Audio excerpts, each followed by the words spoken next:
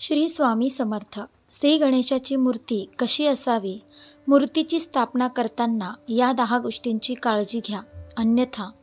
चला तर मग व्हिडिओला सुरुवात करूया. तुम्ही जर आपल्या चॅनलवर नवीन असाल तर आपल्या योगेश्वर कृपा या चॅनलला नक्की सबस्क्राईब करा.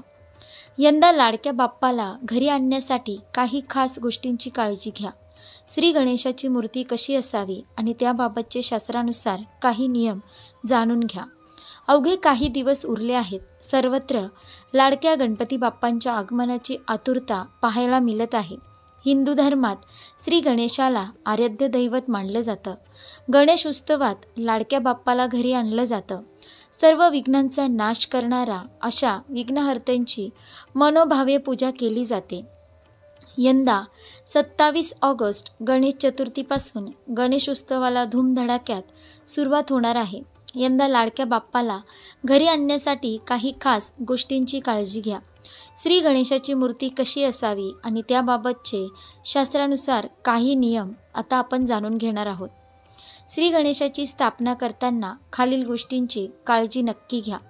चला तर मग पाहूया अशा कोणत्या गोष्टी आहेत. 1. गणेश चतुर्थीला गणपतीची मूर्ती घरी आणून तिची स्थापना केली जाते. मातीपासून बनवलेली गणेश मूर्ती पूजेसाठी शुभ मानली जाते.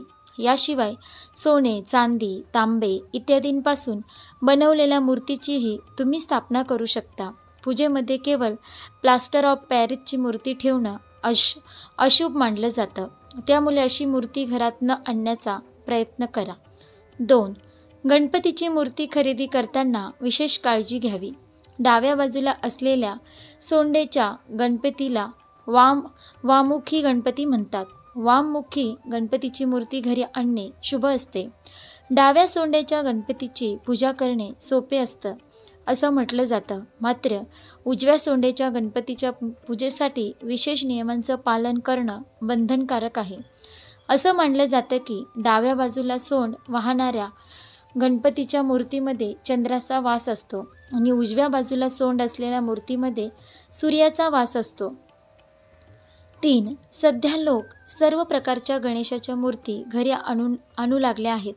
आपल्या बाप्पाची मूर्ती वेगळी असावी अशी प्रत्येकाची इच्छा असते. पण गणपतीची पांढऱ्या किंवा सिंदूर रंगाची मूर्ती असणे शुभ मानली जाते. त्यामुळे पांढऱ्या किंवा सिंदूर रंगाची मूर्ती ठेवण्याचा प्रयत्न करा. 4.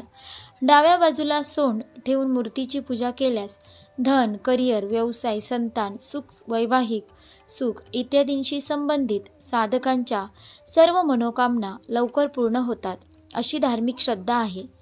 उजव्या बाजूला सोंड असलेल्या गणपतीला सिद्धिविनायक म्हणतात.